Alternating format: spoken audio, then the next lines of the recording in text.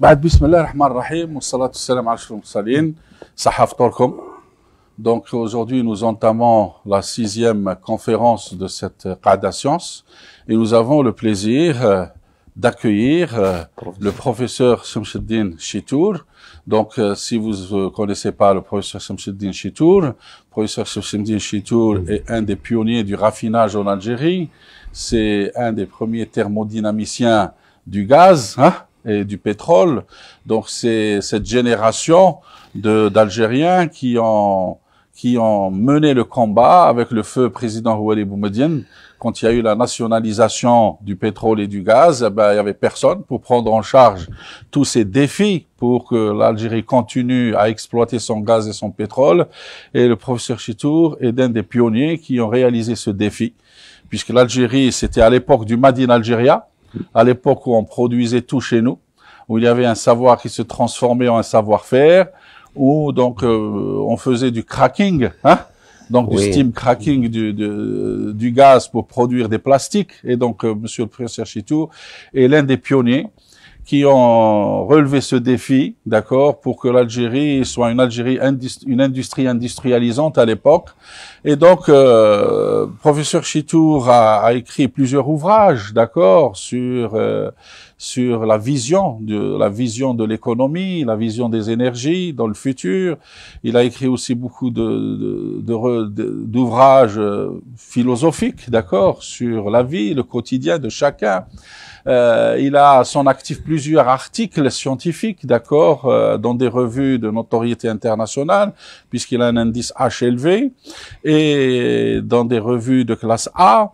Donc c'est tout ce parcours, d'accord, pour qu'il arrive enfin à être le ministre de l'Enseignement supérieur et de la Recherche scientifique. Donc un grand challenge aussi à relever.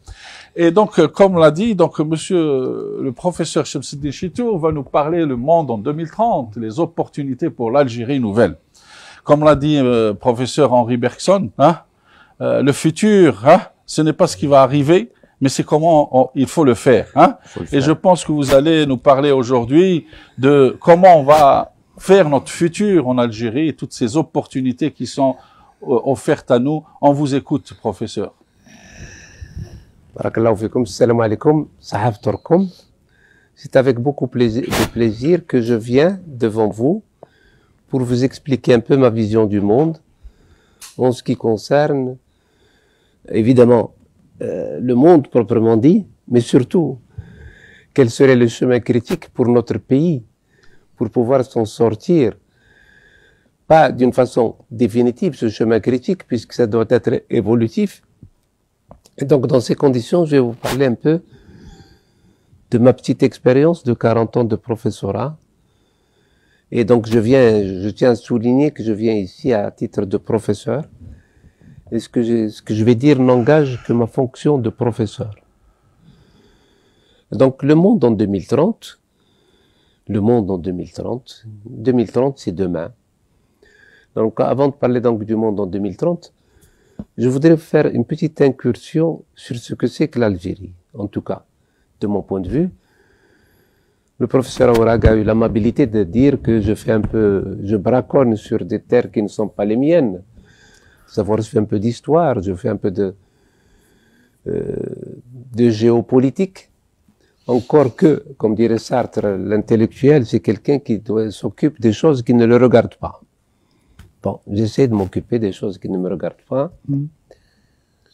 Et de ce point de vue, je voudrais vous parler rapidement de l'Algérie. Alors l'Algérie, bon, qu'est-ce que c'est que l'Algérie? Je souhaite vous dire que l'Algérie, elle a un passé. Et ce passé peut être décliné globalement ainsi. Tout pays qui n'a pas de récit historique est en apesanteur.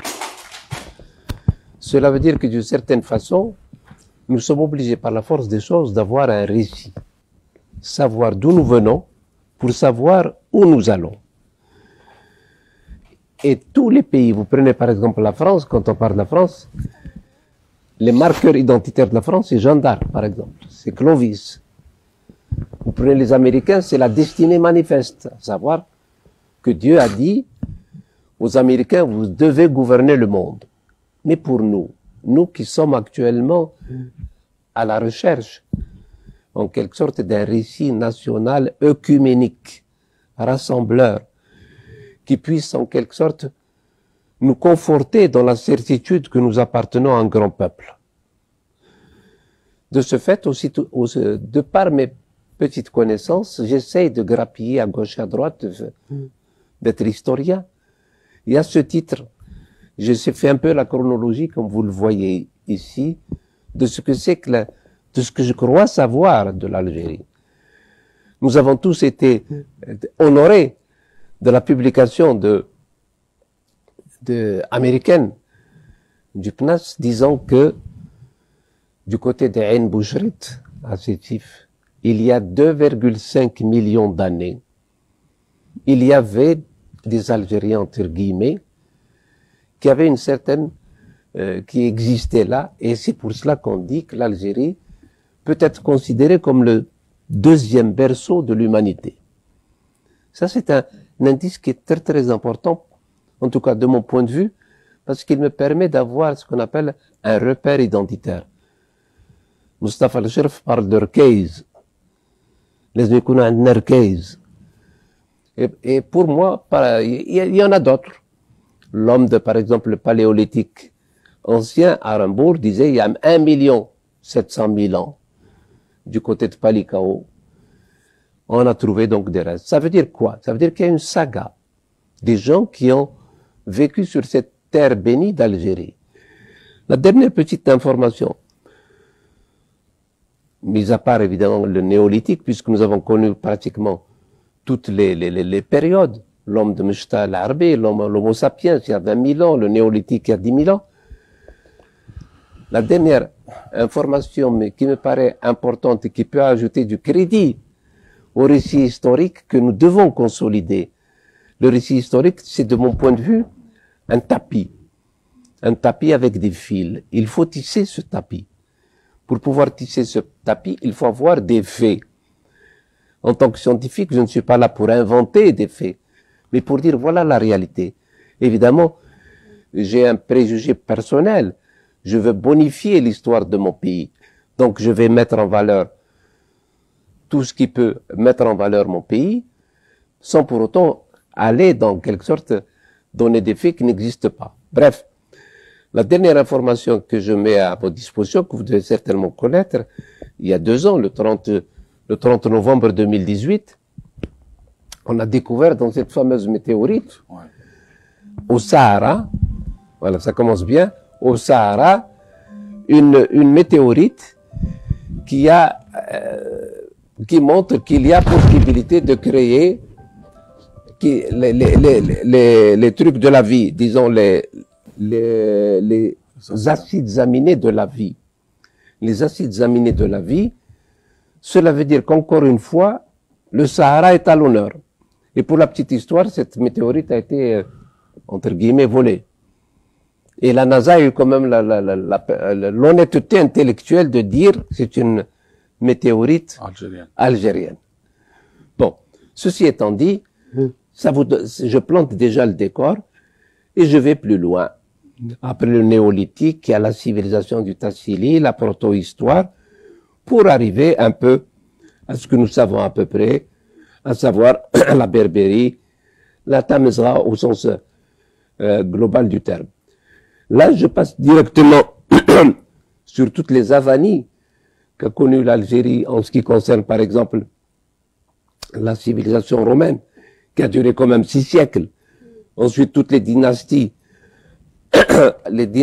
qui ont prévalu en Algérie, à partir du 7e siècle jusqu'au 14e siècle, pour arriver enfin à ce qu'on appelle la dynastie ottomane, et arriver, je zoome rapidement simplement, sur la dernière période, qui est la période coloniale.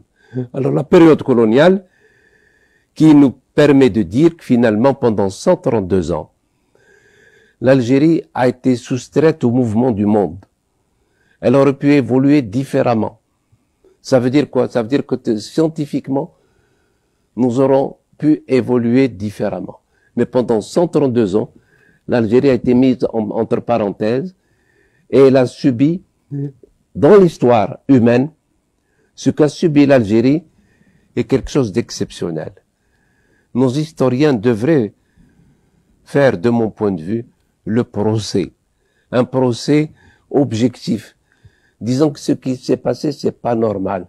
Regardez, je vous cite simplement une petite citation d'un écrivain déifié en France qui s'appelle Victor Hugo. Victor Hugo, il a eu plusieurs périodes. Une fois, il est contre la colonisation, une fois, il est pour. Mais regardez ce que dit le général Le Flot, qui est un ami, donc, à Victor Hugo, le 16 octobre 52, dans les prises d'assaut. Il n'était pas rare de voir des soldats jetés par la fenêtre des enfants, que d'autres soldats les recevaient sur la pointe de leur baïonnette. Alors, qu'est-ce que nous a laissé le système éducatif? Voilà ce que nous a laissé le système éducatif. 1 millier de personnes. En l'espace de 132 ans. Farhat Abbas, Allah yarhamou, disait qu'en 54 à 62, le FLN a formé plus que la France en 132 ans. Parce que beaucoup de cadres pendant la Révolution ont été formés dans les pays de l'Est et ont permis en quelque sorte à l'Algérie indépendante de pouvoir démarrer. Le FLN, c'était pas simplement le combat, la LN, mais aussi on pensait au futur. Et quand le président a dit, nous pouvons maintenant penser au futur, c'est-à-dire qu'on était en pleine guerre, mais le président pensait au futur. Bref, voilà les digressions, le pillage, ce qu'a fait la France. Et les deux grands héros, les deux grands héros, veux-je dire, j'ai cité simplement 2 personnes. Il y en a beaucoup d'autres. Je vais vous citer une autre qui est aussi emblématique. C'est des milliers de héros anonymes. Mais parmi ces héros anonymes, il faut citer simplement aussi ceux qui ont essayé de combattre par les armes de l'esprit. L'Algérie, pendant 75 ans, s'est battue les armes à la main. Mais à partir de 1900-1905, elle a déplacé le combat sur le domaine politique. Et là, vous avez les leaders, les 3 grands leaders. Donc, M. El Hajj, Cheikh Ben Badis, Farhat Abbas. Ils ont essayé de jouer le jeu électoral, le jeu, j'allais dire, parlementaire. Ça n'a rien donné. Jusqu'en 1945. Et là, la France, le pouvoir colonial, a montré qu'il n'entendait rien et qu'il faisait de l'Algérien un sous-homme qui devait rester un sous-homme. Là, évidemment, il fallait passer à une autre phase. Voilà les 6 personnes qui ont dit non. Maintenant, on va passer à une autre phase du combat.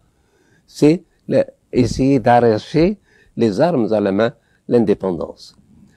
Alors, l'indépendance proprement dit, là, je donne quelques idées. Zulekha Oudey, c'est une révolutionnaire qui a fait quelque chose d'exceptionnel. Elle a perdu son mari, elle a perdu son fils, et elle-même, elle a été assassinée. C'est des milliers d'exemples comme cela. On ne leur rend pas assez justice. Mais il ne faut pas croire que le pouvoir colonial est avec des pourris. Il y avait des gens qui avaient une certaine proximité avec la révolution algérienne. Il y avait des Français, des Françaises. Cette dame-là, elle est morte les armes dans la main. Raymond Péchard, du côté de Borj Barreris, les armes à la main. Bon. Et voilà, donc évidemment, Ben Mehdi, notre icône, l'indépendance. Voilà. Et après l'indépendance, pendant 55 ans, nous avons subi les humeurs des différents gouvernants qui se sont succédés. Mais souvenez-vous d'une chose. Tout à l'heure, le professeur Aourak parlait de Boumediene. Boumediene, on peut tout lui reprocher. Il a une face sombre. Mais il a construit les fondements de l'État algérien. Les fondements, on parlait des industries industrialisantes, c'est vrai. Nous étions sur le front du développement. Et l'Algérie, la voix de l'Algérie comptait. Quand Boumediene est passé aux Nations Unies, le fameux discours sur le nouvel ordre économique international, c'était pas donné à tout le monde d'interpeller le monde et de dire non, il faut que ça change. Les matières premières, c'est nous, vous avez le pouvoir en ce qui concerne en quelque sorte la technologie proprement dit. Il faut il faut changer les termes de l'échange. Il faut que ça soit plus équilibré. C'est dans ce cadre d'ailleurs que l'OPEP, créé en 60, s'est battu pour revaloriser le prix du pétrole qui était $1 le baril. Et Boumediene, l'Algérie était à l'avant-garde. Sa voix comptait. Quand Belhaïd Abdeslam avec Zeki Yamani, vous imaginez, le plus grand producteur de pétrole et le plus petit producteur de pétrole. Ils allaient dans les capitales européennes pour leur dire non, il faut un nouvel ordre. On ne peut pas continuer avec $1. L'OPEP de cette époque, elle avait une vision. Mais évidemment, tout ceci a changé. Tout ceci a changé. L'OPEP, elle a été démolie par l'AIE. Et là, c'est sur injonction du docteur Kissinger, qui a dit dans 10 ans, il y aura plus d'OPEP. Effectivement, à partir de 1980, la première chose qu'a faite l'Occident, c'est d'enlever ce qu'on appelle le marqueur crude. C'est l'Arabian Light. C'est le pétrole d'Arabian Light. Ils l'ont remplacé par le Brent. Donc, du même coup, l'OPEP, elle a commencé à zigzaguer et on a compris qu'en fait, c'était les Américains qui étaient derrière, c'est-à-dire l'Arabie Saoudite et tous les États du Golfe. Donc, l'indépendance, nous avons subi un certain nombre de problèmes. Nous avons eu la décennie noire, mais le plus gros problème que nous avons eu, c'est que nous avons raté l'entrée dans le 21e siècle. Pendant 20 ans, l'Algérie était entre parenthèses, de 2000 à 2020. 1000 milliards de dollars plus tard, on se retrouve à la même abscisse. 1000 milliards de dollars plus tard. Il a fallu donc cette révolution bénie, cette révolution tranquille du 22 février de l'année dernière, pour que le peuple dise basta, il faut changer. Nous devons changer. C'est dans ce cadre-là que nous pensons que l'Algérie nouvelle, c'est ça. C'est Meshita al-Shi'arat. L'Algérie nouvelle, c'est le travail, c'est la science, c'est les sueurs, c'est les nuits blanches, pour pouvoir, en fin du compte, avoir une visibilité. La rente est derrière nous. C'est l'avenir. Maintenant, nous devons regarder droit devant nous, essayer de nous en sortir. Alors, maintenant, comment se présente le monde actuel? Vous avez des problèmes de l'énergie, l'eau, les matières premières, le problème du changement climatique, la mondialisation, la laminoire des pays faibles, les aspects géopolitiques, les conflits identitaires, le coronavirus et le monde d'après. Demain 2030, demain 2050, après-demain 2050. Vous voyez donc un peu tous ces problèmes-là qui attendent l'Algérie. Ce sont ces problèmes-là auxquels nous devons trouver des solutions. Pas des solutions à l'emporte-pièce ou à l'illusion que nous appartenons, que nous faisons, kunna. Tout ça, c'est terminé. C'est ce que nous produisons au quotidien. C'est ce que nous imaginons. C'est ce que nous semons que nous allons récolter. Et n'oubliez pas une chose. La meilleure semence, c'est l'éducation. Tous les systèmes qui ont réussi ont misé sur l'éducation. Mais pas dans une éducation statique. Nous verrons tout à l'heure qu'il faut que notre éducation soit dynamique, flexible, capable de changer de fusil d'épaule, d'épouser son temps. Et de ce fait, il est important quand même, d'expliquer ce que nous sommes. Qu'est-ce que nous avons comme moyen? Il est évident qu'il y a une pédagogie à faire. Et cette pédagogie à faire impose d'épouser un certain nombre de contraintes du futur. Les voilà, les contraintes du futur. Le pic pétrolier, la mondialisation, les changements climatiques, les nouvelles technologies, la pénurie d'eau, la déforestation, la famine. Bref, nous sommes dans un monde qui va devenir de plus en plus stressant. L'un des plus grands stress à qui on n'a pas fait assez de considération, c'est le changement climatique. Le changement climatique fait qu'actuellement, nous avons jeté dans l'espace près de 1000 milliards de tonnes de CO2. 1000 milliards de tonnes de CO2. et une partie est revenue dans les océans. Donc il y a eu une acidification des océans. Ça veut dire quoi?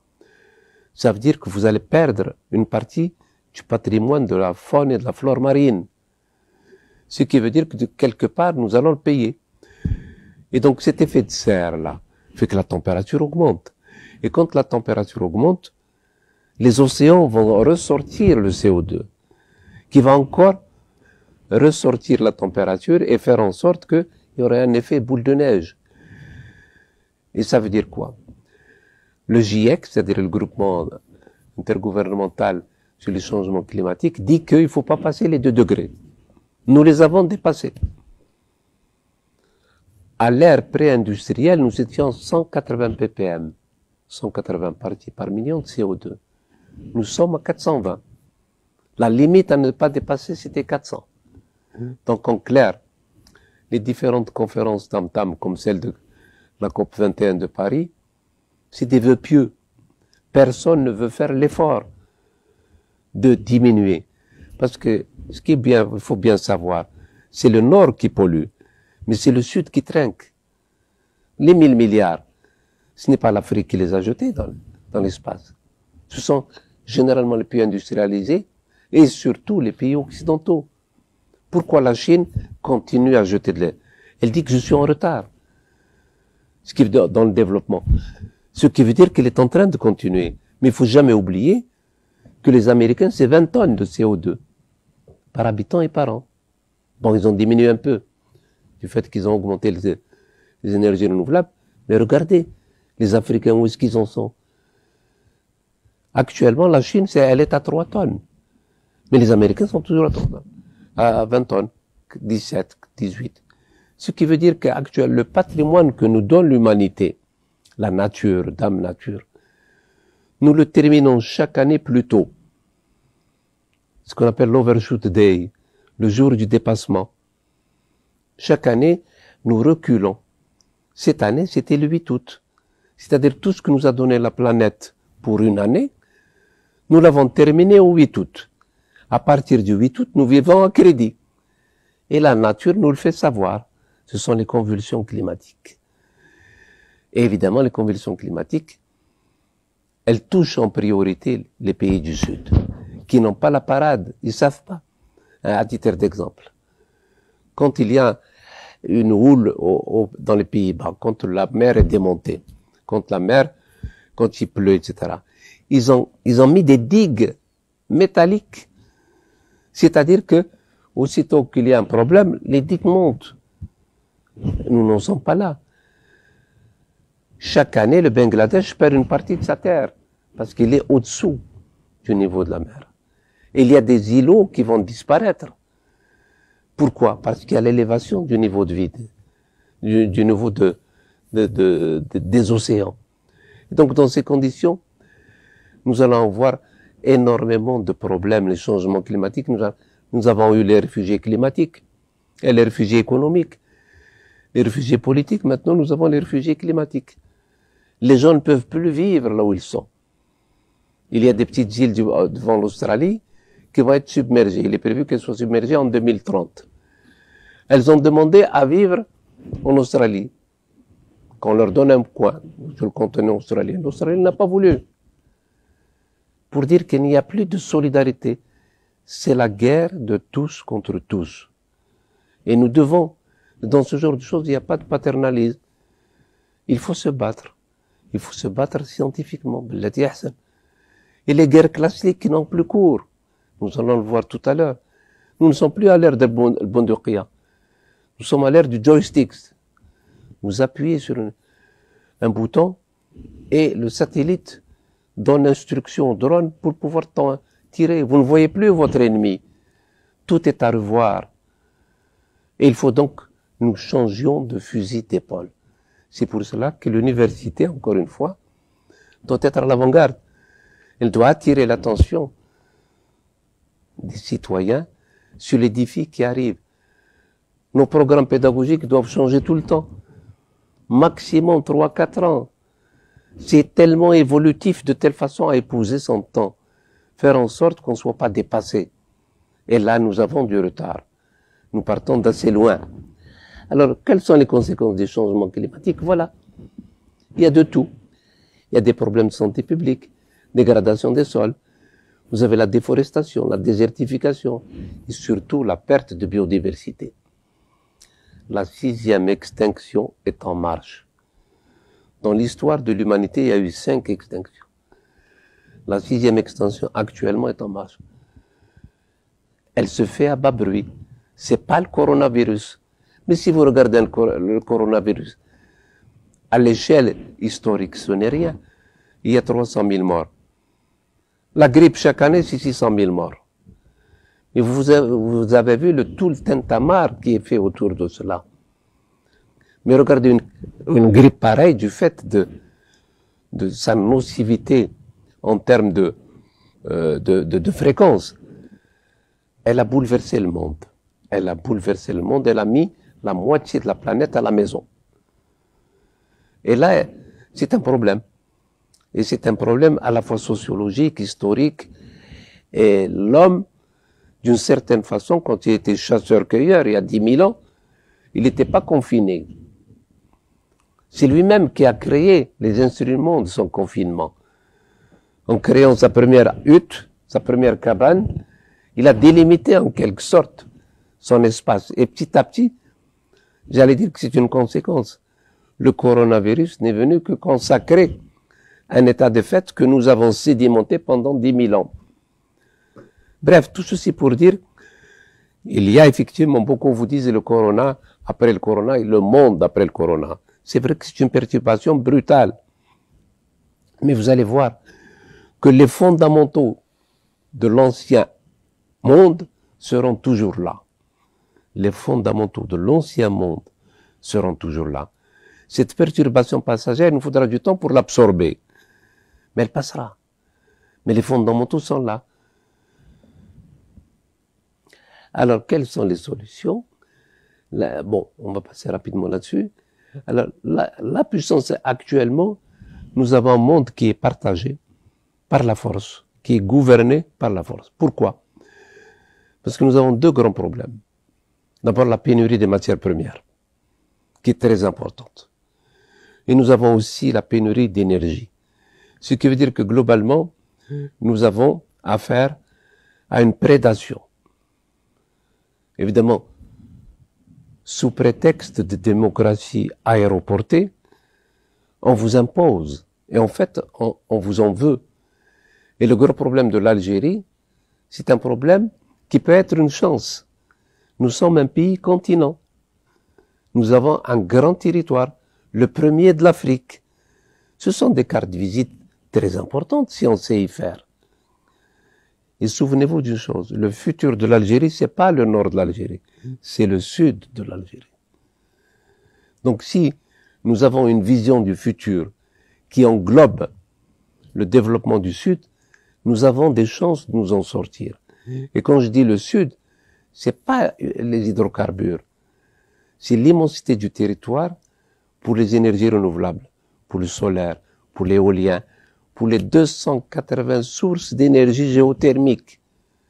Et surtout, nous allons le voir, pour l'immense nappe phréatique de 45 000 milliards de mètres cubes d'eau douce.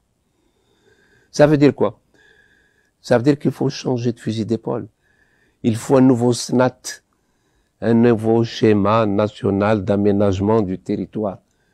Sortir des sentiers battus.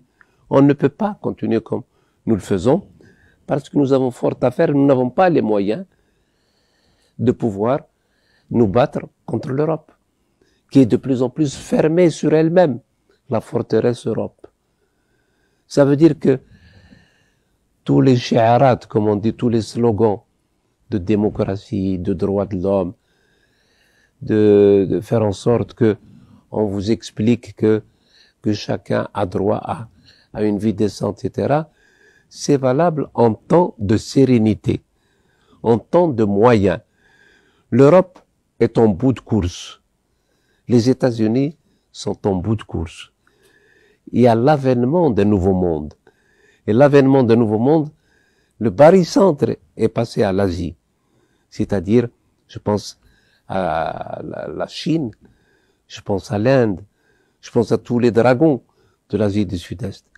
Mais l'Occident ne veut pas lâcher le morceau, comme on dit. C'est-à-dire qu'il part du principe que c'est lui qui décrit le magistère moral, qui détient le magistère moral. C'est lui qui dicte la norme du bien et du mal. Donc il s'accroche par tous les moyens possibles à un ordre ancien. Cet ordre va changer. Le barycentre a basculé. Actuellement, on est en train de faire un procès terrible à la Chine concernant le coronavirus. À savoir que c'est eux qui l'auraient échappé du laboratoire P4, le fameux laboratoire P4 de Wuhan. Bon. Mais tout ça, là, c'est ce que j'appelle la bulle de surface. Mais ce qui se passe en profondeur, on n'en sait rien. Il y a tellement d'enjeux dont nous ne connaissons pas les tenants et les aboutissants. Nous sommes un petit pays. Il ne faut pas avoir la folie des grandeurs. Nous sommes un grand peuple. Mais pour pouvoir avoir une visibilité, il faut aller vers la science. C'est la seule voie qui peut nous permettre d'avoir une petite visibilité dans le futur. À titre d'exemple, je donne ici un exemple. Il y a 2000 milliards de dollars pour les équipements militaires, c'est-à-dire en fait, d'une certaine façon, tous les grands pays vendent des armes. Ils vous parlent des droits de l'homme d'un côté, mais ils vous vendent des armes de l'autre. Et ils les vendent aux deux belligérants. Ça, c'est la technique la plus connue. Dans le conflit Irak-Iran, la France vendait aux Irakiens et vendait aux Iraniens. Je veux dire par là que tout est possible. Il n'y a pas de morale. Il y a un organisme suédois qui s'appelle le CIPRI, qui lui, chaque année, fait le point des ventes d'armes. 2000 milliards. Pour éradiquer la faim en Afrique, c'est 50 milliards de dollars. Souvenez-vous de ces paramètres. 50 milliards de dollars pour donner un SMIC de dignité humaine et calorique aux Africains. 2000 milliards de dollars. Le budget du Pentagone, c'est 750 milliards de dollars. Le budget de la Chine, 250 milliards de dollars. Le budget de l'Algérie, c'est 6 milliards de dollars en termes d'équipement. Donc vous voyez un peu, c'est la loi du plus fort. C'est la jungle. Nous devons nous battre. Et il faut donc miser sur la science. Il n'y a que la science qui peut nous permettre de sortir de cela. Je parlais de la Chine, maintenant on l'accuse d'être le responsable de la pandémie. Mais au-dessous, vous pouvez être sûr qu'il y a des problèmes de contrat économique, etc. Bien. Alors, le nouveau contexte. Alors, miser sur l'éducation, c'est quoi? Je cite un peu l'histoire de la révolution du technologique. Ça a commencé avec la première révolution industrielle, le charbon. 1780-1880. Ensuite, ça a été l'avènement du pétrole. Pendant un siècle, le XXe siècle, a pris la place du charbon. Maintenant, nous sommes à la troisième révolution. Donc, première révolution, deuxième révolution, nous sommes à la troisième révolution, qui en fait, c'est l'économie de la connaissance.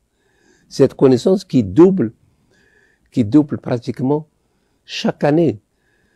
C'est-à-dire que ce que nous avons appris en 7000 ans, chaque année, on le double. Et le gros avantage de l'économie de la connaissance, c'est quand vous ne partagez, vous ne perdez pas. Vous augmentez, en quelque sorte. C'est pas un partage physique. J'ai 100 dinars, je vous donne 10 dinars. Non. Quand je partage un savoir, je le multiplie. Je le divise pas. Et donc, il faut y aller de plus en plus et essayer de faire en sorte qu'on puisse ne pas avoir de complexe. Aller à la science là où elle est. Même en Chine, dirait un hadith du prophète. À savoir qu'il faut aller vers la science. Bien. Alors, l'économie de la connaissance, je cite la citation de Steve Jobs, le logiciel, c'est le nouveau baril de pétrole. Il aurait dit ça à Mitterrand en 1984. Tenez-vous bien, il y a 36 ans de cela. Alors, actuellement, comme vous le savez, les grandes nations aspirent les compétences des pays du Sud. C'est le cas des États-Unis, Mais les États-Unis actuellement se plaignent parce que la Chine est en train de les aspirer. C'est à celui qui donne les meilleures conditions de travail. Le président Trump a dit, attention, il ne faut pas que la Chine nous pompe nos compétences. Mais il oublie de dire que lui, il ne fait qu'aspirer toutes les compétences. La France est en train d'aspirer chaque année près de 20 000 Algériens. Tout ce que nous avons comme matière grise est en train de partir si on n'arrive pas à les retenir. Mais ça, c'est l'ordre ancien. Nous devons tout faire pour pouvoir garder notre élite. C'est pas évident. Il faut donc leur donner un cap. Un jeune, une compétence algérienne est prête à rester dans le pays s'il y a une vision. Si on va dans cette direction-là, c'est un peu ce que nous avions, nous, dans les années 70. On touchait de 3 fois rien. Mais il y avait une ambition. Il y avait la transsaharienne, il y avait le barrage vert, il y avait le raffinage, il y avait l'éducation. Bref, l'Algérie, dans les années 70, c'était en quelque sorte un bouillon de culture où chacun se sentait en quelque sorte responsable du développement du pays. C'est cette chaleur qu'il faudrait qu'on réhabilite, c'est-à-dire en fait ce feu sacré que nous avions et qu'il faudrait transmettre aux jeunes actuels. Et là, souvenez-vous, encore une fois, le Sahara est pour nous, en quelque sorte, l'avenir. Si nous arrivons à développer une stratégie de développement du Sahara, faire en sorte que les villes du Nord puissent diminuer la pression sur les villes du Nord, faire en sorte qu'on aille vers le Sud, créer des villes nouvelles, avec de l'eau, avec de l'électricité, avec une terre qui est tout à fait capable de recevoir. Les rendements sont énormes en ce qui concerne l'agriculture. C'est un peu la nouvelle vision actuellement. Développer les énergies renouvelables, nous allons en parler. Alors la troisième révolution vient d'en parler justement. Elle est basée sur les énergies renouvelables et faire en sorte qu'il n'y ait plus de centrales électriques massives. Il faut que chaque bâtiment soit lui-même une petite centrale électrique. Il faut qu'il y ait un Internet de l'énergie. Vous avez votre voiture, il y a une batterie de 40 kilowatts. Je veux partager, si j'ai besoin de l'électricité dans mon bâtiment, elle me redonne l'électricité. Et je la recharge la nuit.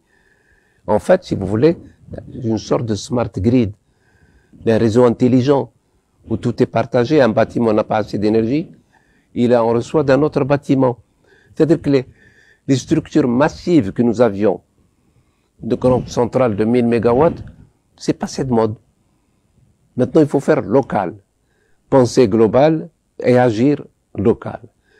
Et là, donc, dans ces conditions, nous devons créer des réseaux électriques intelligents qui nous permettent de régler. Et c'est là où intervient l'intelligence artificielle. C'est là où interviennent ce qu'on appelle le cloud. Tout ce qui peut nous permettre de travailler sur des données qui nous permettent d'avoir des solutions rapides. Alors, bon, quelles sont ces sciences? Elles sont connues. Et c'est celles-là qui vont mettre en place. C'est ça l'avenir de 2030. C'est les sciences cognitives. La nanotechnologie, vous avez fait une conférence qui était bien faite d'ailleurs par le professeur de CITIF, c'est ça? L'informatique et la biotechnologie. Ce qu'ont fait les universités algériennes pendant ce Covid est exceptionnel. Personnellement, je ne savais pas que nous avions des sommités dans la biotechnologie, au CRBT, un peu dans toutes les universités. D'une certaine façon, l'université algérienne a participé grandement à la résolution des problèmes posés par le Covid-19, la résolution scientifique naturellement. Et même les ingénieurs qui ont fabriqué, pour la première fois, on s'est aperçu qu'on pouvait travailler ensemble. Donc des équipes pluridisciplinaires, vous avez un informaticien, un électricien, un médecin, c'est un peu l'équipe de Béjaïa, qui a formé en 6 ou 7 personnes qui se sont mis d'accord pour fabriquer quelque chose, le respirateur artificiel. Ce respirateur artificiel a été pris ensuite par le ministère de l'Industrie et l'ENIE va le duplicater. c'est le premier pas vers la nouvelle médecine. Ce n'est plus la médecine de papa. Maintenant, tout doit changer. C'est la médecine 2.0. Il faut de plus en plus que les ingénieurs, que ce soit des mathématiciens et des physiciens qui aillent faire médecine. De telle façon à avoir, si vous voulez, toutes les technologies et les comprendre. Parce qu'il arrivera un moment où c'est le robot qui va opérer. Mais il faut comprendre ce qu'il fait. L'homme, il sera, avec l'intelligence artificielle, il sera un peu dépassé. Parce qu'elle traite rapidement. Il est prévu, certains transhumanistes disent 2040, l'intelligence artificielle va dépasser l'homme, l'intelligence humaine. On n'en est pas là. Il n'en demeure pas moins que c'est un outil très important qui peut être dangereux. Si on en croire à Elon Musk, par exemple, ou Bill Gates, qui disent attention, il faut faire gaffe. Il ne faut pas aller très loin, parce que l'intelligence artificielle, c'est un peu le Frankenstein, elle risque de nous échapper. Mais ça, c'est un autre débat qui fera peut-être partie d'une autre conférence sur le transhumanisme. Bien. Voilà donc comment va l'intelligence artificielle. Regardez la courbe de croissance des compétences. Et au fur et à mesure, et là nous sommes totalement l'intelligence artificielle, regardez là où il y a le cerveau, les capacités de l'homme, ce que je disais tout à l'heure, en 2045, elle va dépasser les capacités de l'homme. Et comment, là c'est la réalité. Il faut que les jeunes sachent ça, pour qu'ils puissent savoir quels sont les défis qui nous attendent. C'est un monde sans pitié. L'homme est un loup pour l'homme. Il y a de moins en moins de morale. Et la vraie morale, c'est celle de la puissance, malheureusement. Donc il faut parler le même langage, celui du savoir, de la compétence. C'est ça qui va nous aider à nous en sortir. Si on continue sur le chemin classique, on n'ira pas loin. Nous allons devenir une zone d'ombre. Regardez, les civilisations millénaires ont disparu. Qui parle de l'Irak, qui a vu l'enfance de l'humanité? Qui parle de la Syrie? Elles ont été laminées. Et pourtant, le berceau de l'humanité, c'était là-bas. Quand les Américains sont rentrés en 2003 à Bagdad, ils ne sont pas allés sécuriser le musée de Bagdad, qui est le premier au monde, avec la civilisation mésopotamienne. Non, ils sont allés sécuriser les puits de pétrole et le ministère du pétrole. Il faut avoir cela en tête. Et donc, une fois que vous l'avez en tête, ça ne veut pas dire il faut se battre. Et c'est là où intervient la science, l'éducation, le savoir, pour pouvoir avoir une chance de nous en sortir. Quels sont les champions? Vous savez, la plupart des champions des sciences cognitives sont nés après 1980. Il y en a même qui sont nés après 2000. Regardez. Amazon, Alphabet, Samsung, Microsoft. Ce sont les plus importantes qui interviennent, qui investissent jusqu'à 20% Amazon dans la recherche. Regardez où ils en sont. Et ces gens-là, ces sociétés-là pesent très lourd. Bon, on en a parlé, la moitié de la main. Voilà comment les GAFAM, on les appelle les GAFAM, Google, Amazon, Facebook, et je crois Microsoft, c'est ça, et Apple et Microsoft. Regardez. Et toutes ces choses-là font que, en milliards de dollars, ils arrivent à avoir les budgets de pays. Une petite entreprise qui a le budget d'un pays africain. Une petite entreprise. Vous prenez par exemple Facebook. Mark Zuckerberg, 125 milliards de dollars. Il est né il y a 20 ans. Il y a 20 ans, moins de 20 ans. 125 milliards de dollars. C'est-à-dire, globalement, le tiers du budget de l'Afrique. 125 milliards de dollars. Des petites entreprises qui misent sur l'intelligence. On les appelle les GAFAM, souvenez-vous de ce terme. Alors, il nous faut donc aller vers un système éducatif de haute priorité protéger la formation de l'élite, former des milliers d'ingénieurs informaticiens. C'est l'avenir aussi. Il faut aller vers l'informatique de plus en plus. L'investissement dans le savoir, vous avez, l'Algérie est à peu près 1%. Regardez où en sont. C'est jusqu'à 6, 7, 8% dans la recherche. On dit, on vous donne 1% de progrès. Non, il faut donner ce qu'il faut, mais demander des comptes. Demandez des comptes. Qu'est-ce que vous produisez? Produire utile. Voilà ce dont le pays a besoin. Et il faut que l'université devienne une ruche. Il faut qu'elle devienne un bureau d'études. Il faut qu'elle devienne un immense incubateur. Il faut que tous les projets de fin d'études, les thèses, soient en partie dirigés vers ce dont a besoin le pays. Il faut donc qu'il y ait une étroite intrication entre l'enseignement supérieur et l'industrie pour essayer de faire en sorte qu'on diminue les importations. Faire preuve de patriotisme scientifique, patriotisme économique. Évidemment, il faut miser sur la technologie. Nous sommes l'un des rares pays où il n'existe pas de technologie. Prenez un pays comme l'Allemagne, 37% des étudiants vont en technologie. Même des pays comme l'Iran, l'Inde. Nous avons peut-être moins de 2% dans les disciplines d'ingénierie. En 1990, il y avait 8000 ingénieurs qui étaient produits, entre guillemets, par l'université algérienne. En 2019, il y a eu 1800. Alors que le nombre d'étudiants a été multiplié par 10. Il y a donc un sérieux problème. Nous sommes engouffrés dans le LMD, qui a été mal conçu pour nous. C'est pas trop tard. Il faut essayer de corriger le tir.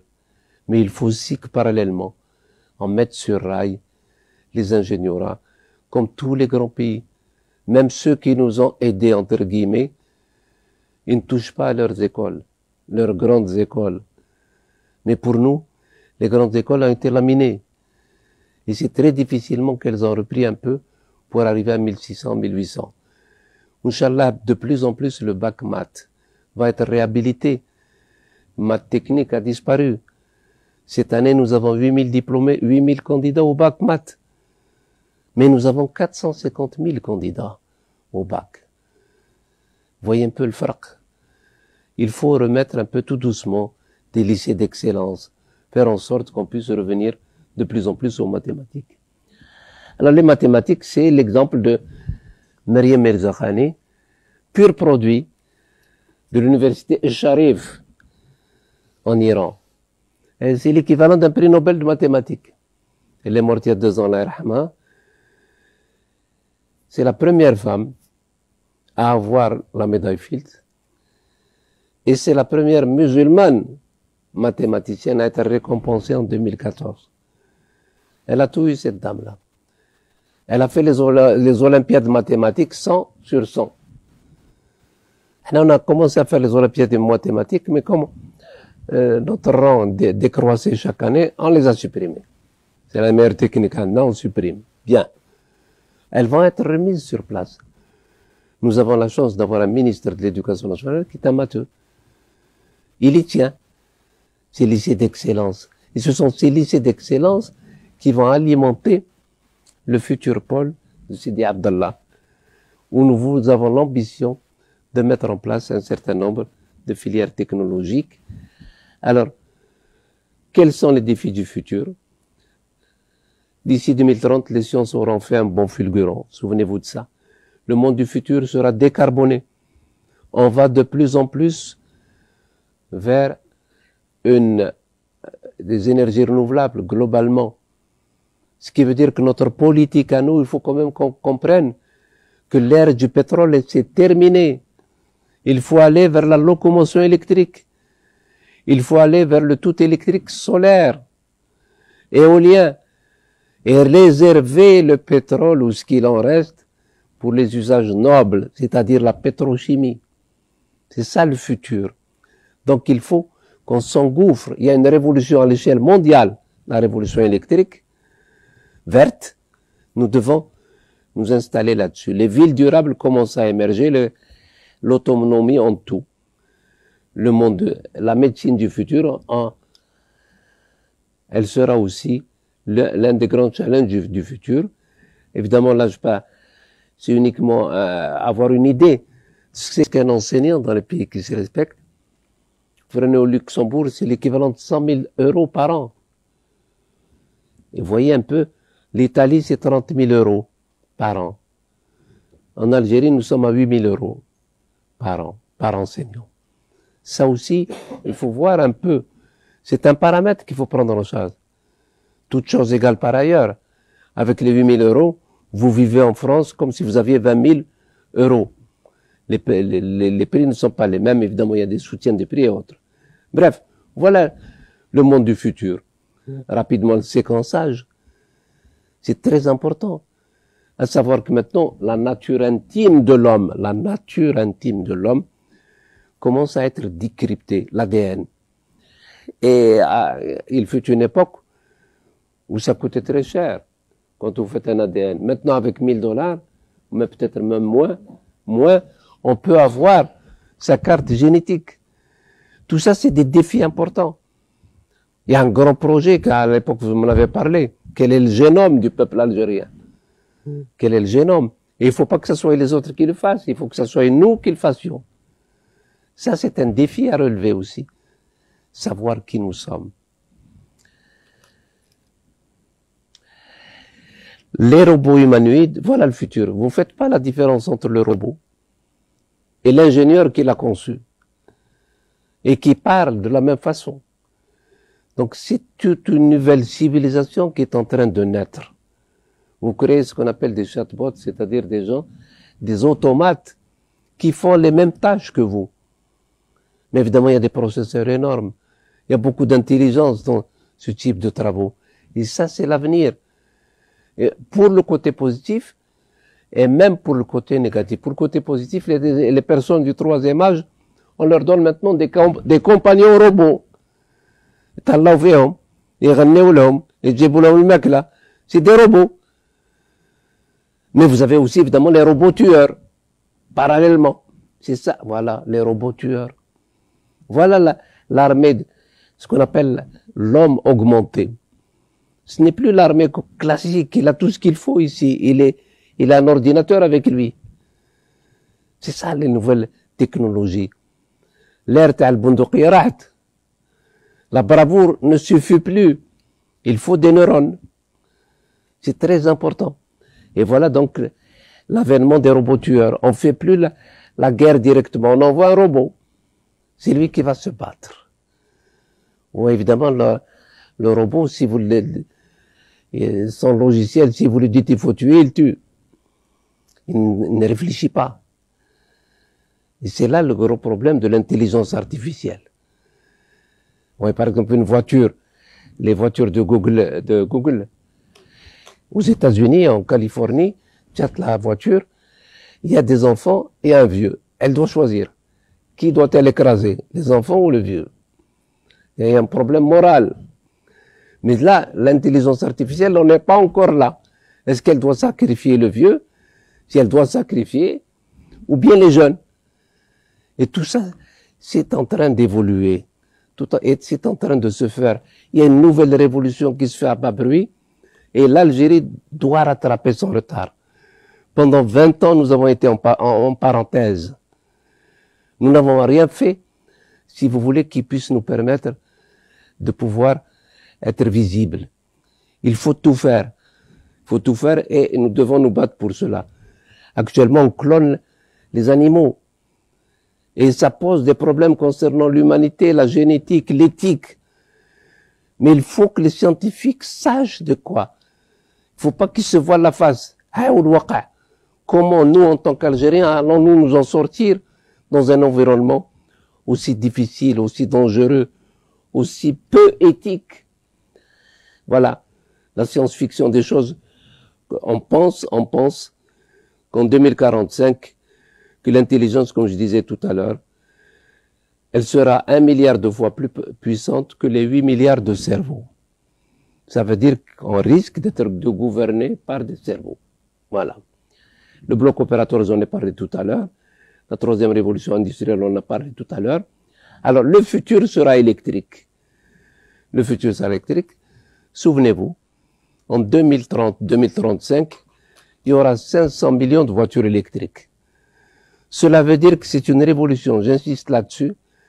Et même les pouvoirs publics commencent à parler de voitures électriques. C'est une bonne chose. Une voiture électrique consomme 4 fois moins qu'une voiture thermique pour le même trajet. En plus de ça, vous pouvez la charger chez vous le soir avec une prise électrique. Elle ne pollue pas.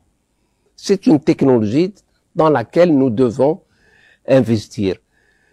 Et nous devons, au niveau de l'université, former de plus en plus d'ingénieurs dans ce domaine et faire des équipes mixtes. Vous aurez un mécanicien, un électromécanicien, quelqu'un qui s'occupe de thermique proprement dit, de telle façon à essayer de faire en sorte qu'on puisse ne pas perdre. C'est une révolution. Il faut rentrer dans le train de la nouvelle révolution et la locomotion électrique pour nous est très importante. Voilà donc la troisième révolution industrielle. Transformer les bâtiments, comme je disais, en mini-centres, créer des réseaux, utiliser la technologie Internet et passer rapidement aux énergies renouvelables. Voilà la quatrième révolution. La Dacia actuelle, 8 000 euros. Souvenez-vous de ça. Dacia, 8 000 euros, c'est-à-dire l'équivalent de 150 millions. Dacia électrique.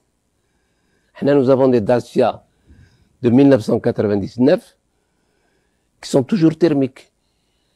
Quand Renault est venu installer la Dacia ici, il a installé en même temps la Zoé en Israël, mais la Zoé électrique. C'est là qu'il faut se battre. Pourquoi pas nous, la locomotion électrique ici? Et donc, dans ces conditions, il y a toute une revisitation de nos contacts avec nos partenaires. Nous devons avoir de l'ambition et être up-to-date, savoir un peu ce qui se passe ailleurs et faire en sorte qu'on puisse adapter ce qui se passe ailleurs ici. Alors là, les réserves sont connues. Il ne faut pas se faire d'illusions. Il nous reste à peu près 2700 milliards de mètres cubes de gaz. Durer 40 ans si on consomme peu. Réserve de pétrole durer 20 ans. Gaz de schiste pour le moment. On ne peut pas utiliser cette technologie, elle n'est pas mature, parce qu'elle risque de, en quelque sorte, de problématiser la nappe phréatique du Sud. Parce qu'il faut des produits chimiques, il faut beaucoup d'eau, il faut envoyer une pression très importante. Bref, c'est un sérieux problème, mais il faut faire une veille technologique, peut-être en 2030. Si la technologie est mature, respectueuse de l'environnement, si on arrive à trouver une technique qui n'utilise pas la fracturation, pourquoi pas? Mais pour le moment, on y est. Et donc, dans ces conditions, il ne faut pas avoir la mentalité de rentier. Le baril de côté. Il faut se battre. Le pétrole ne reviendra plus jamais comme avant. Vous n'aurez pas les $100. Khlas, il est sur le déclin. Il va encore conjoncturellement augmenter. Mais il faut pas ça fait 50 ans qu'on dit, il faut sortir du pétrole. Mais on est toujours dans le pétrole. Nous devons donc, d'une certaine façon, faire en sorte qu'on puisse pouvoir créer de la richesse hors pétrole. Créer de la richesse hors pétrole.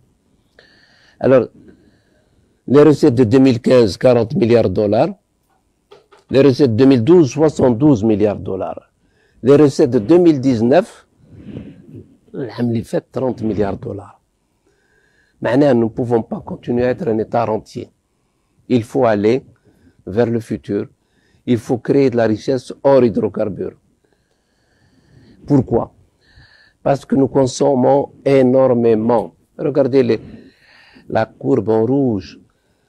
En 2019, 60 millions de TEP. Et nous avons un gros problème en Algérie, c'est le gaspillage. Le gaspillage est un sport national. Tout le monde gaspille à des degrés divers. Et les plus grands gaspilleurs, ce n'est pas les petits. ce sont ceux qui ont les grands moyens. Quelqu'un qui a 5 climatiseurs et qui paye le kilowattheure à 3 dinars, évidemment, il consomme beaucoup plus que celui qui n'a rien. Celui qui a une bagnole, celui qui n'a pas de bagnole, c'est différent. Il faut donc à un moment ou à un autre mettre tout sur table. Qui consomme quoi et en quelle quantité. Et dire, bon voilà, l'État ne peut pas continuer de cette façon-là. On protège les classes vulnérables, d'accord? Mais il faut arriver à un moment ou à un autre vers la vérité des prix. Et vous remarquez une chose, la wilaya d'Alger consomme pratiquement autant que toutes les autres wilayas. Ça veut dire quoi? Ça veut dire quelqu'un qui a une villa, qui a une piscine, qui chauffe l'eau de la piscine. Ça n'a rien à voir avec le gars qui est à 200 kWh, qui est au sud. La moyenne nationale est à 1500 kWh par habitant et par an. La moyenne nationale. Mais vous allez du côté de Hidra, ils sont à 8000. Du côté du Tassili, ils sont à 200. Nous avons 1500. Il faut donc essayer de faire en sorte on ne peut pas continuer comme cela. Mais il faut qu'on explique pédagogiquement aux citoyens. Donc il faut diminuer le gaspillage. Gaspillage de l'eau, gaspillage de la nourriture, gaspillage de l'électricité, gaspillage des carburants. L'Algérie importe pour 2 millions de tonnes de carburant qui vont principalement aux frontières. Vous savez, là, on dit que le Covid c'est une catastrophe. Mais du point de vue de l'énergie, nous avons gagné près d'1,5 million de tonnes. Nous avons gagné 1,5 million de tonnes. Mais cette année, nous n'allons pas importer des carburants. À l'aise, parce que les gens ne circulent pas. Quand je dis circulent pas d'une façon, quand vous êtes jusqu'à 17h, avec quoi le khadma? Jusqu'à 17h, mais même la nuit, ils circulent. Il y en a qui font bref, ils utilisent la voiture pour aller acheter un journal et de siyara, au lieu d'aller à pied. Bref, nous avons gagné en quelque sorte le fait que nous n'allons pas importer de carburant cette année. Du fait que nous utilisons moins de carburant. Donc c'est possible d'économiser.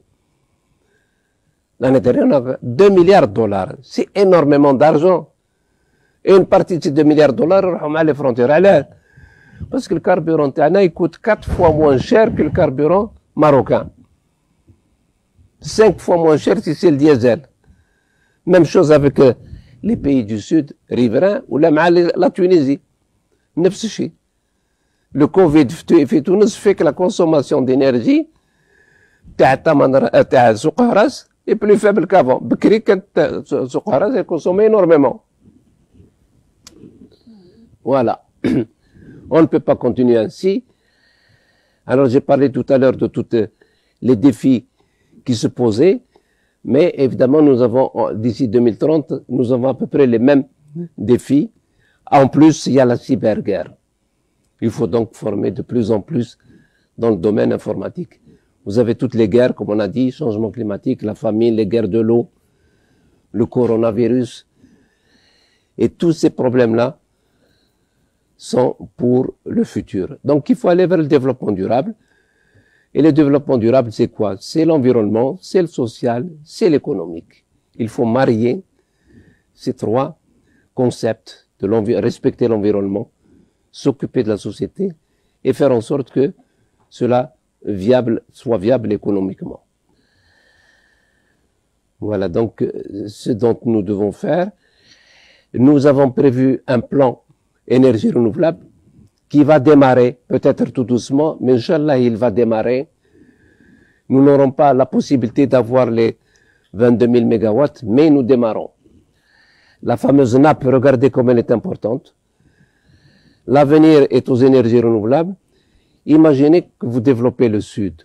Vous créez des villes nouvelles. Vous avez une transsaharienne électrique. Toute la production du Sud va monter vers le Nord, avec de l'électricité renouvelable. Vous allez créer d'immenses périmètres d'agriculture industrielle. Et nous allons soulager le Nord. C'est-à-dire créer des villes. Ain Salah, Tamanrasset, il y a 700 kilomètres, il y a de l'eau, il y a de l'électricité. On peut créer des villes nouvelles. C'est ça ce que j'avais dit tout à l'heure, le SNAT. Bref. Donc, il faut développer le Sud pour en faire une seconde Californie et préparer l'école du 21e siècle, évidemment. Il faudrait la préparer en essayant de miser toujours sur le fameux triptyque lire, écrire, compter. Nous ne l'avons pas encore. Lire, écrire, compter. Et donc, il faut qu'on change, c'est ce qu'on est en train de faire avec l'éducation nationale, introduire de plus en plus des matières scientifiques et faire en sorte qu'on puisse aller vers des lycées d'excellence. Nous avons à peu près une quarantaine de lycées d'excellence qui vont être mis en place. Alors, quelques mots, monsieur le professeur, si vous permettez, sur comment l'université du futur. Il faut rattraper notre retard. L'enseignant doit être flexible. Dans sa carrière, il faut qu'il change. Et l'université ne peut pas garantir un emploi. L'université vous garantit la possibilité de créer votre propre emploi. Donc, faire en sorte qu'on ait des créateurs de richesse. Et pour cela, je disais tout à l'heure que l'université doit être un immense bureau d'études à l'écoute de la demande industrielle et faire en sorte que l'enseignant se remette en cause constamment. Vous aurez des universités qui produisent, vous aurez des universités qui ne produisent pas. Il va falloir donc refaire les textes, faire en sorte qu'on stimule ceux qui travaillent, qu'on leur donne les moyens de gagner plus parce qu'ils produisent plus. Et faire en sorte que l'étudiant qui rentre à l'université ne sort pas sans rien. Tout ce qu'il a fait doit être validé. Il peut partir et revenir ensuite, mais on lui valide ce qu'il a. Il faut jamais dire non. Il faut valider tout ce qu'il y a et faire en sorte que l'université soit à l'écoute de ce qui se passe, mais qu'elle ait aussi une vision du futur. Alors, je vais passer rapidement, puisque je disais tout à l'heure que l'université de Papa, évidemment, a changé. Nous devons changer d'épaule, de fusil d'épaule, et faire en sorte qu'on puisse penser chaque année aux futurs métiers. Les métiers sont évolutifs. Les métiers du futur, il est possible qu'une grande partie des métiers que nous faisons actuellement vont disparaître d'ici 10 ans. Donc il faut qu'on s'adapte constamment, en élevant évidemment le niveau intellectuel de la nation, mais en étant à l'écoute de ce qui se passe ailleurs. Il est possible que tous les 4-5 ans, on change. Ce n'est plus une université statique. C'est une université dynamique, avec des enseignants capables de se remettre en cause. Je termine, monsieur le professeur. Je voudrais vous dire un mot sur les pôles d'excellence. Le moment est venu pour le pays de créer, en quelque sorte, des pôles d'excellence à côté de l'université classique, évidemment à qui il faut donner toute la considération. Nous devons quand même former une élite dans les différentes disciplines du futur. Et si tout se passe bien, si Dieu nous prête vie, le pôle Sidi Abdallah devrait pouvoir nous permettre de pouvoir avoir un certain nombre d'écoles qui vont essayer d'être en phase avec ce qui se passe dans le monde, notamment en ce qui concerne les mathématiques, la physique, la biologie, l'intelligence artificielle, la robotique, la médecine. Bref, faire en sorte qu'on puisse créer un campus de l'intelligence. Et on va mettre tous nos efforts pour pouvoir faire en sorte qu'il soit notre référence. Ça ne veut pas dire qu'on t'khallaou à l'autre, au contraire. Nous allons faire un énorme effort, par exemple, pour les universités du Sud, pour les ramener au niveau des universités du Nord. Mais nous avons besoin de référents. Alors, globalement, nous sommes arrivés à la conclusion. La formation de l'élite est pour le pays une question de survie. L'université doit contribuer à la formation de l'homme nouveau. Il adaptera, produira des choses à notre portée et il innovera et il créera. Il faut donc qu'on arrive de plus en plus au savoir-faire et au mérite. Le mérite, c'est-à-dire celui qui mérite les musta'arfou. Il faut que l'université puisse pouvoir, il faut que le pays puisse pouvoir récompenser son élite, ceux qui travaillent. Il faut les stimuler. Mais pour cela, il faut que nous ayons une présence, une visibilité. Et cette présence et cette visibilité, on est utile. Le coronavirus a montré que l'université algérienne était utile, très important. De plus en plus, on parle de l'université. Et nous avons montré que nous avons un génie qui sommeille en nous. Nous pouvons faire des choses, nous devons faire les choses, et nous devons penser vers l'avenir. Et je pense que il y a des indices qui nous permettent d'espérer. Je donne un exemple. Là, évidemment, je parle de Polytechnique. Ils ont eu le deuxième prix au monde en robotique en 2018. Et pour la petite histoire, en 2018, ils n'ont pas eu le visa. Ça se passait à Paris. Ils n'ont pas eu le visa. Ils avaient travaillé. Ils ont écrit à l'ambassadeur de France. Sur le journal. Ils sont allés à Paris. Ils ont eu le prix. C'est passé inaperçu là. C'est l'ambassade de France qui a dit, je remercie et je suis fier d'avoir donné le visa à des jeunes qui ont eu le deuxième prix mondial. Pour dire qu'il va falloir quand même réhabiliter le savoir. À côté de tous les autres arts, à côté du journalisme, à côté de tout ce qui permet d'entretenir en quelque sorte la conscience intellectuelle du pays, il y a aussi la science. Il faut qu'on parle de science de plus en plus dans ce pays. Sinon, il n'y aura pas d'avenir. Et pour qu'il y ait un avenir, il faut que nous soyons téméraires. Il faut que nous rentrons. Oui, je suis là, je peux aider, je peux faire. L'enseignant doit montrer la pleine mesure de son talent. Nous l'avons montré à l'occasion du coronavirus. Il y a d'autres challenges. Tâchons d'être à la hauteur. Je vous remercie. Merci, professeur, pour ce voyage à travers l'histoire de l'Algérie, l'histoire de la science, et puis les grands défis qui attendent l'humanité de façon générale, et puis les défis qui attendent l'Algérie. Vous avez, à la fin, deux mots essentiels qui ont retenu mon attention, l'excellence et le mérite. L'excellence, comme l'a dit Francis Blanche, il vaut mieux viser l'excellence et ne pas l'atteindre que viser la médiocrité et l'atteindre, hein? Ouais, je pense qu'aujourd'hui, c'est un de nos défis tous, hein, réunis aujourd'hui. Et vous avez aussi essentiellement parlé de deux choses importantes pour cette nouvelle Algérie. Il faut que son socle soit le savoir et la science. Que le savoir et la science doivent être réhabilités pour que nous puissions passer, et vous l'avez dit, l'humanité de demain, elle est basée sur l'économie de la connaissance, hein? Que la connaissance va jouer un rôle primordial. Ce n'est plus le pétrole, hein? Ce n'est plus les énergies, ce n'est plus la matière première, mais c'est l'intelligence, hein? Il n'y a que l'intelligence qui peut faire valoir, hein, donc une notoriété à un pays. Et donc c'est tous ces aspects-là que vous avez développés à travers donc ces 4 piliers qui sont la biotechnologie, les nanosciences de façon générale, les sciences cognitives, hein, et ces nouvelles énergies alternatives. Et vous l'avez dit, tout cela pour garantir un avenir certain pour notre peuple, c'est-à-dire une sécurité alimentaire. Et que le Sud va être aujourd'hui le nouveau Eldorado, hein, de notre pays, et qui pourra peut-être nous donner le salut, hein, pour les années à venir.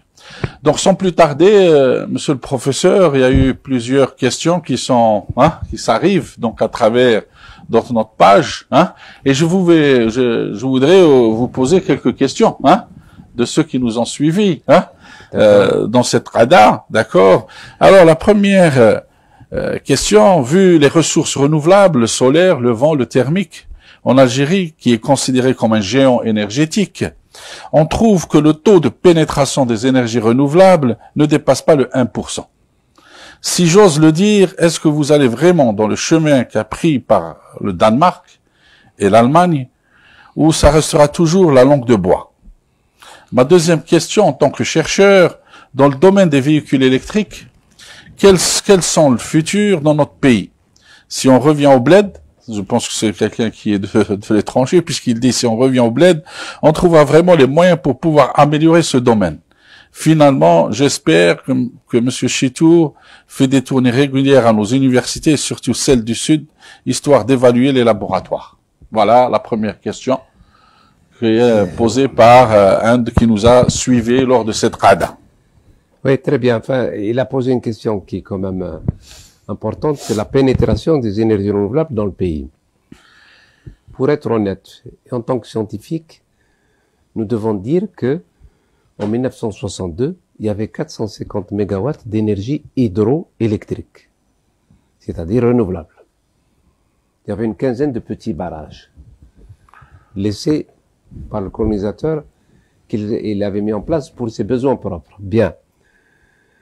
Le modèle énergétique que nous avions en 62 était le suivant. 40% renouvelable et 60% thermique. Mais thermique avec le charbon. Donc, c'était des centrales au charbon. C'était la centrale du Hama. Ce qui veut dire qu'on consommait 1 TWh. Actuellement, nous sommes à 65 TWh. Nous étions à 8 millions d'habitants, donc 125 TWh. J'ai dit tout à l'heure que nous sommes à 1500. Donc, on a multiplié par 12. Sans contexte, il y a une évolution, en quelque sorte, de la consommation de l'Algérien. Il y a une qualité de vie. 1500 kWh, c'est quand même pas mal. Bien. Mais ce qu'il faut dire, c'est que la pénétration du gaz naturel a totalement laminé l'hydroélectricité. Actuellement, je crois qu'ils sont à 100 TWh,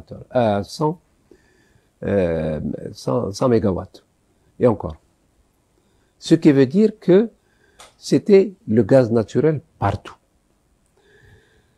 Je ne sais pas, à tort ou à raison, on a fait la pénétration du gaz naturel même en altitude.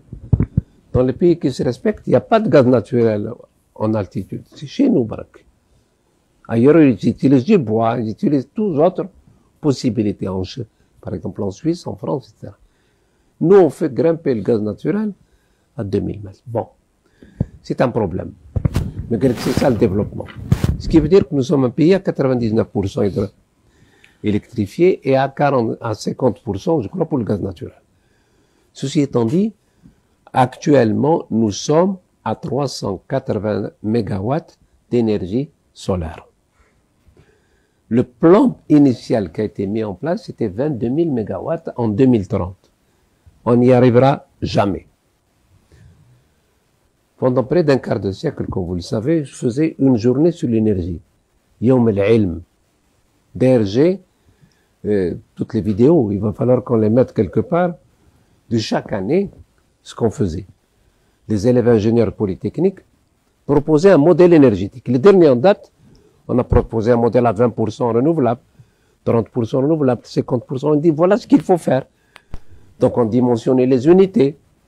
On faisait en sorte, voilà les gains que l'on peut avoir. Le gros problème, c'est que nous avons perdu du temps. Pendant près de 10 ans, on nous a dit que le kilowattheure solaire n'était pas rentable. Il était rentable en Allemagne, alors que le gisement est à 1500 kilowattheures par mètre carré par an. Tandis que chez nous, nous sommes à près de 3000. Il y a des régions à 3500, des régions à 2000. Bref, il est rentable là-bas, il n'est pas rentable. Maintenant, depuis 3 ans, le kilowattheure solaire est aussi rentable que le kilowattheure thermique, sinon mieux. Oui. Ce qui veut dire que chaque fois qu'on brûle un kilowattheure thermique, c'est une erreur. Parce que on enlève du potentiel du gaz naturel restant. Et qui est définitif. Quand vous enlevez un kilowattheure, vous enlevez un mètre cube de gaz, c'est définitivement qu'il est perdu. Alors que le Sahara est une pile électrique. Souvenez-vous, le Sahara est une pile électrique. On peut tout faire au Sahara. On peut alimenter toute l'Europe. Il y a des études qui ont été faites par Desertec, etc. Ça veut dire quoi? Ça veut dire qu'il ne faut pas qu'on perde de temps. Pendant 20 ans, on nous a tourné en boucle. Rien. On a fait effectivement, on a bricolé maintenant. Mais maintenant, je pense que le ministre de l'énergie, prévoit dans les mois qui viennent de mettre en place un plan énergie renouvelable, 4000 mégawatts. 4000 mégawatts, on peut espérer que dans 2-3 ans, ils seront opérationnels. Bien. Et c'est le premier pas. Le président de la République a parlé de la nécessité d'aller vers les renouvelables, la transition énergétique vers le développement durable. Le problème, c'est la cinétique. Il faut qu'on fasse en sorte, tous ensemble, les citoyens sont au premier chef, parce que le plus grand gisement du pays, souvenez-vous, c'est celui des économies d'énergie. C'est à peu près 10 à 20%. C'est-à-dire que sur les 60 millions de tonnes que l'on consomme, au minimum 10 millions de tonnes, on peut ne pas les utiliser. Et c'est un viatique pour les générations futures. Et même si on les vend, il faut pas vendre du pétrole. Boumediene disait, il faut vendre des produits raffinés. Oui, ouais. La capacité de raffinage que nous avons actuellement est un héritage de ce qu'avait fait Boumediene. Les 24 millions de tonnes que nous avons. Il est faux de dire que rien n'a été fait. Les complexes de matières plastiques dont on parlait tout à l'heure, tous les GNL, tout ceci, c'est à mettre à l'actif de cette période 65-78. Bref, maintenant, il faut pas se lamenter sur le passé. Mais moi, ce qui nous importe, c'est de ne pas perdre de temps. C'est que le citoyen comprenne qu'il faut qu'on économise l'énergie. Mais tout c'est rien. Le fait que vous sortiez, que vous éteigniez, on gagne. C'est tous ces petits gestes. Et je dis toujours à mes élèves, je termine là-dessus, en Égypte, ils ont à la télévision, ils ont un feu rouge, un feu vert, un feu orange. Quand le réseau électrique de l'Égypte n'arrive pas à supporter, il y a un feu rouge à la télé, au coin à la télé. C'est-à-dire que le citoyen est invité à faire un effort. Il était une chambre, il décale le climatiseur, il décale le lave-vaisselle mbad. Bref, il lisse la courbe. Et donc, dans ces conditions, vous voyez le rouge qui passe au jaune, ensuite qui passe au vert. C'est ça l'éco-citoyenneté. Nous pouvons le faire, nous devons le faire. Et c'est tous ces petits gestes qui fait que le peuple doit être... Mais il faut lui expliquer. Les parties prenantes. Nous allons rapidement terminer nos réserves. Il reste peu de choses. Mais les économies d'énergie sont très importantes. La deuxième question, qui est celle de la locomotion électrique, le gouvernement a annoncé qu'on va aller vers la locomotion électrique. Naftal est en train de faire tout pour installer des bornes électriques. Évidemment, ça ne va pas se faire d'un seul coup. Mais nous prenons cette cinétique. Évidemment, chacun d'entre nous s'investit pour qu'on aille dans cette direction. Et de ce côté-là, je ne peux pas vous garantir que la cinétique soit importante, mais je peux vous garantir que le chemin est tracé. Parfait. On y va. Parfait. Alors, bonsoir. Ma question est la suivante. Qu'auriez-vous suggéré pour valoriser l'enseignement des sciences fondamentales dans les universités algériennes, maths, physique et chimie, et améliorer la production du savoir et des connaissances théoriques précurseurs du développement des sciences appliquées et de l'innovation technologique, sachant que les meilleurs étudiants sont généralement orientés vers d'autres disciplines? En fait, le grand problème des sciences fondamentales, c'est qu'on ne leur a pas donné assez d'importance. Je me souviens de l'ancienne fac, des anciens comme nous. Quand vous faites un DES de maths, quand vous faisiez une licence de physique, une licence de chimie, c'était quelque chose. C'était 3 ans. Mais c'était avec des cadences très importantes. On faisait 40 heures par semaine. Le nouveau format qui a été mis en place, avec les masters avec 21 heures, 22 heures, etc. Les licences, c'est pas ça. Il y a des fondamentaux qu'il faut apprendre. Il faut pas couper dans le programme. Nous allons y revenir. Quand on va remettre à l'honneur les mathématiques, la physique, la chimie. Vous marquez, c'est les fondamentaux. Quand quelqu'un est blindé dans ces matières, n'importe quelle spécialité peut y aller. N'importe quelle spécialité. Parce qu'un de 16 Et là, il n'y a pas de miracle. Il faut avoir de bons socles. Nous allons revenir graduellement à ces enseignements d'une façon intensive. Revoir tout doucement les programmes. Et des programmes de toujours actualisés. Et ensuite, évidemment, nous pouvons aller vers la technologie. Mais il faut avoir le socle. Maths, physique, chimie, biologie, sciences de la Terre. Et après, avec ça, nous pouvons tout faire. Ceci étant dit, ce professeur de l'université algérienne, ce n'est pas que cela. C'est aussi les sciences sociales. C'est aussi les sciences humaines. C'est aussi le droit. C'est aussi les sciences économiques. Nous pensons mettre en place une école d'économie, mais une école d'économie quantitative. Nous avons besoin de mesurer. Ce n'est plus l'école qualitative. Nous sortons à peu près 30 000 diplômés, mais qu'on n'arrive pas à placer. Il faut qu'on ait des diplômés capables de pouvoir mesurer, de pouvoir faire des modèles mathématiques en économie. Et ça peut se faire. Le gros problème aussi, nous n'avons pas une bonne école de sociologie. Il faut introduire de nouveaux programmes. Je vous parle l'affaire du coronavirus, comment la société algérienne, comme au même titre que les sociétés qui ont évolué, ont été perturbées. Parce que c'est une nouvelle vision. Il faut qu'on ait une sociologie plus dynamique, qui ausculte la société. On ne connaît pas notre société proprement dite. Il n'y a pas, par exemple, d'institut d'opinion. Qu'est-ce qu'ils pensaient d'elle? Qu'est-ce qu'ils pensaient d'elle? On ne sait pas, on ne connaît pas les tendances. Donc nous sommes un peu, il faut arriver tout doucement structurer, faire des enquêtes, avoir la possibilité d'avoir des indicateurs qui permettent aux dirigeants de savoir dans quelle direction veut aller le peuple. Bon, c'est pas tout à fait ça. Donc il y a un déficit. Nous avons des écoles de droit et nous avons des facultés de droit. Nous produisons 30 000 juristes. Mais qu'est-ce qu'ils font? Ils vont dire avocats. C'est pas ça. Est-ce que nous avons besoin de 30 000 avocats par an? Nous avons par contre le devoir de faire le droit de la mer, le droit de l'espace, le droit des conflits internationaux.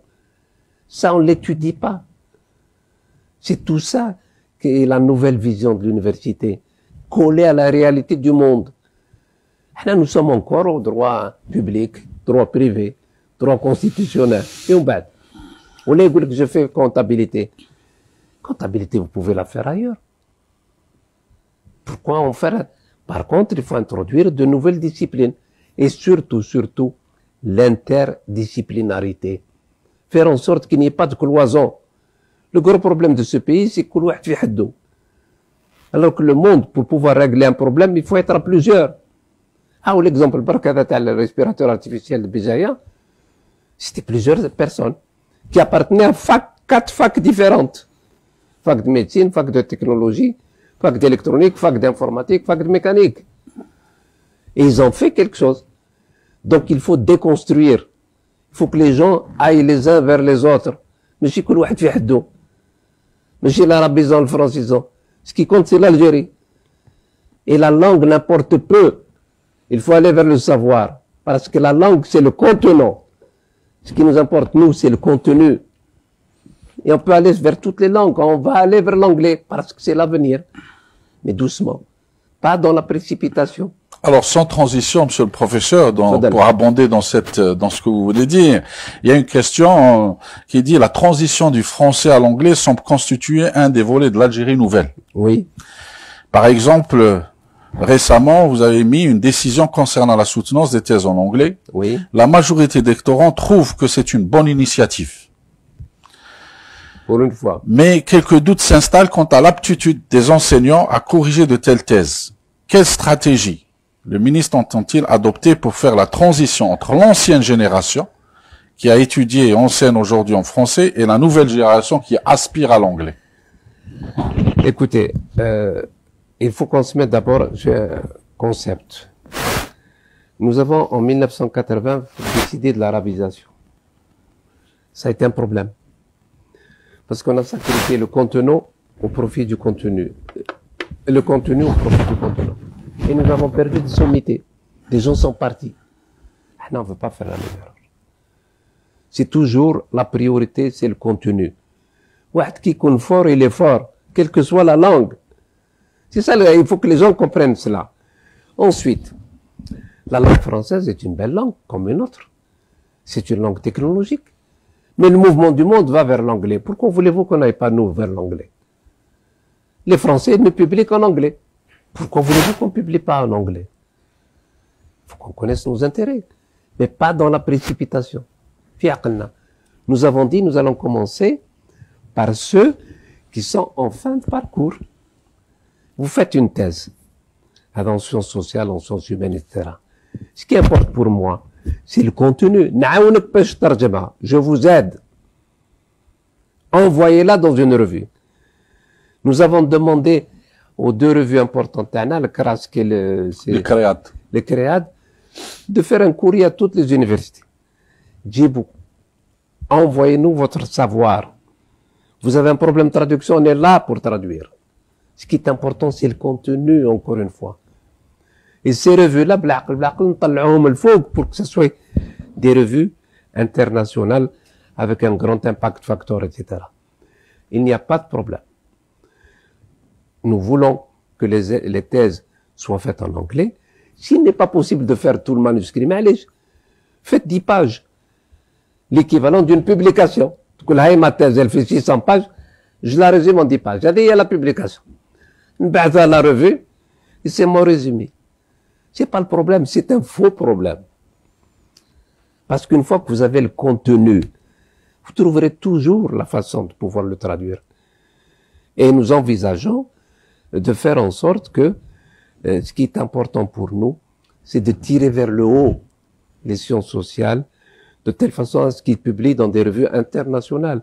Le problème que nous n'avons pas dans les sciences exactes et technologies, parce que c'est une obligation de publier dans les revues de classe A. C'est une obligation.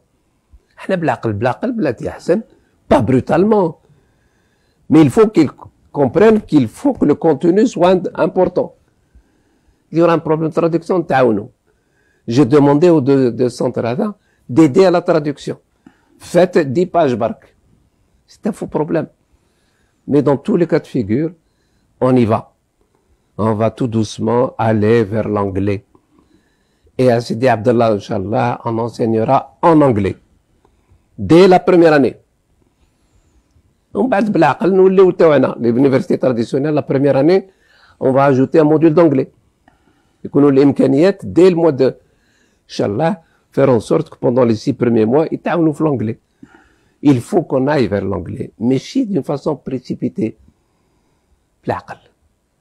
On peut y arriver, on peut réussir. Mais ce qui est surtout important pour le pays, la langue importe peu. Ce qui est important, c'est le contenu, encore une fois, le savoir. Nous avons consommé nos 90 minutes de la Qada, monsieur le professeur. Donc, si vous avez un dernier message, un dernier mot avant de clôturer. Je voudrais remercier tous les enseignants et les enseignants, et évidemment les étudiantes et les étudiants, pour l'effort qu'ils sont en train de faire dans cette période de Covid pour pouvoir garder l'essentiel des enseignements. Ça veut dire quoi? Ça veut dire que nous sommes à leur écoute. Nous souhaitons qu'il y ait un feedback, qu'ils nous disent ce qu'ils n'ont pas compris. Nous sommes ensemble et nous trouverons des solutions à tous les problèmes qui se posent. L'essentiel, on veut aller vers l'avenir. كما يقول طارق بن زياد البحر وراءكم والعدو أمامكم. العدو c'est التخلف. Il faut se battre pour aller vers la science, vers le futur. Il n'y a pas de raison. Nous avons un pays jeune, nous avons un pays qui a montré qu'il avait des compétences. Et il est faux de dire que ce que nous produisons ne vaut rien. Au contraire, c'est nous qui ne sommes pas à la hauteur. Ce qui est important, c'est qu'il faut que les changements se fassent en douceur. Nous allons tous dans la même direction. Et pour aller tous dans la même direction, il est nécessaire, me semble-t-il, que chacun joue son rôle pour qu'il y ait un avenir, Inch'Allah, pour cette Algérie nouvelle. Barakallahu fikum. Merci, professeur. Donc, nous allons, donc c'est Notre qada aujourd'hui s'achève et puis je termine par cette citation. On dit que la vie c'est comme le soleil, tous les deux décrivent des courbes, tous les deux s'inclinent à l'horizon, mais parfois il y a des crépuscules qui sont plus beaux que les aurores. Donc nous pensons que notre Algérie de demain sera plus beau que ce qu'elle était, et puis que ce que vous avez dit nous donnera beaucoup d'espoir, hein? Donc dans une Algérie plus forte et qu'elle ressortira de ce Covid plus forte encore. Je vous remercie, et merci encore une fois.